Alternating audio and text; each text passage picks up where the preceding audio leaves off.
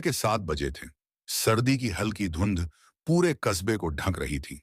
पक्षियों की चहचहाहट और दूर कहीं से आती मंदिर की घंटियां सुबह के सन्नाटे को तोड़ रही थीं। वहीं शांति विद्या निकेतन स्कूल की पीली बस रोज की तरह अपने तय रूट पर चल पड़ी थी। बस धीरे धीरे गांव के एक एक स्टॉप से बच्चों को बिठाती जा रही थी। शोर मचाते, हंसते बोलते बच्चों से भरी उस बस में एक कोना शांत था, जहां खिड़की के पास बैठी थी एक लड़की, लगभग 13-14 साल की। नाम था नेहा। नेहा रोज उसी सीट पर बैठती, खिड़की से बाहर देखती और चुपचाप स्कूल जाती। न तो वो किसी से बात करती, न हंसती, न खेलती, जैसे उसके अंदर कोई खालीपन हो। बाकी बच्चे उसके आसपास से गुजरते हुए भी उसे अनदेखा कर देते थे। कुछ बच्चे तो उससे डरते भी थे, कहते थे उसके साथ कुछ अजीब है। नेहा स्कूल में भी ऐसी ही थी, एकदम शांत, गुमसुम। लेकिन उसकी पढ़ाई में कोई कमी नहीं थी। टीचर उसकी तारीफ करते थे, लेकिन कोई भी उससे जुड़ नहीं पाया। बस ड्राइवर हरी चाचा को भी नेहा अजीब लगती थी। उन्होंने कई बार महसूस किया कि वो लड़की बिना कोई आवाज किए चुपचाप बस में चढ़ती है और बस से उतर जाती है। एक दिन उन्होंने कंडक्टर रमेश से कहा, रमेश, तूने कभी नोटिस किया, ये नेहा कभी बोलती नहीं और इसके उतरने के बाद सीट पर अजीब सी ठंडक सी रह जाती है। रमेश ने हंसते हुए कहा, चाचा, आप तो डरने लगे अब। बच्ची है, शांत स्वभाव की होगी। लेकिन हरी चाचा के मन में कोई बात बैठ गई थी। एक दिन स्कूल से लौटते समय बारिश शुरू हो गई। बच्चे हंसते, चिल्लाते, भीगते हुए बस में चढ़े। नेहा हमेशा की तरह शांत थी। बारिश के पानी से खिड़की पर बूंदें गिर रही थीं। नेहा उन्हें एकटक देख रही थी। उसी दिन स्कूल की प्रिंसिपल मैम ने सभी बच्चों के नाम चेक करने के लिए एक लिस्ट दी थी, ताकि देखा जाए कि बस में कोई बच्चा छूट तो नहीं गया। हरी चाचा ने बच्चों के नाम पुकारने शुरू किए।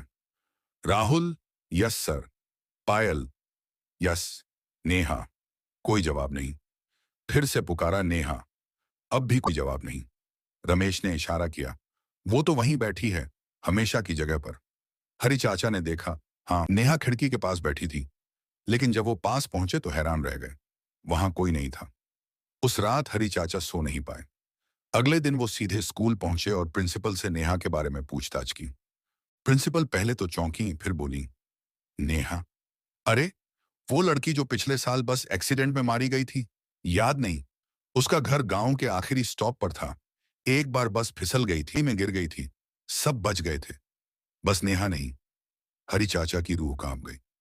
लेकिन लेकिन वो तो रोज बस में आती है, बैठती है, हम सब ने देखा है। प्रिंसिपल घबरा गई, फिर बोली, हरी जी, शायद आपको कोई भ्रम हो रहा है। लेकिन अब हरी चाचा को यकीन हो गया था, बस में जो लड़की रोज बैठती है वो इंसान नहीं, कोई आत्मा है। अगले दिन हरी चाचा ने तय किया कि नेहा से खुद बात करेंगे। जब नेहा बस में चढ़ी तो उन्होंने धीरे से पूछा, बेटा, तुम किस गांव की हो? नेहा ने पहली बार चाचा की तरफ देखा। उसकी आंखें बहुत गहरी थीं। वो बस मुस्कुराई और बोली, मैं वहीं उतरती हूं जहां सब मुझे भूल गए हैं। इतना कहकर वो खिड़की से बाहर देखने लगी। हरी चाचा कांपते हुए स्टीयरिंग पकड़ते रहे। वो बस अब उस गांव तक गई जहां नेहा पहले रहती थी। वहां अब एक टूटा हुआ घर था और घर के सामने एक पुराना नीम का पेड़, जहां किसी ने एक छोटी सी समाधि बना रखी थी। नेहा उसी के पास जाकर खड़ी हो गई। उसने धीरे से चाचा की तरफ देखा और कहा, अब मैं रोज नहीं आऊंगी। आपने मेरा नाम पुकारा, मुझे पहचान लिया। अब मुझे शांति मिल गई है।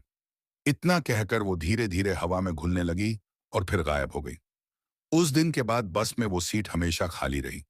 हरी चाचा ने उसे कभी किसी और नहीं बैठने दिया। उस सीट पर एक छोटी सी तस्वीर रख दी गई, नेहा की, जो स्कूल यूनिफॉर्म में मुस्कुराती हुई खड़ी थी।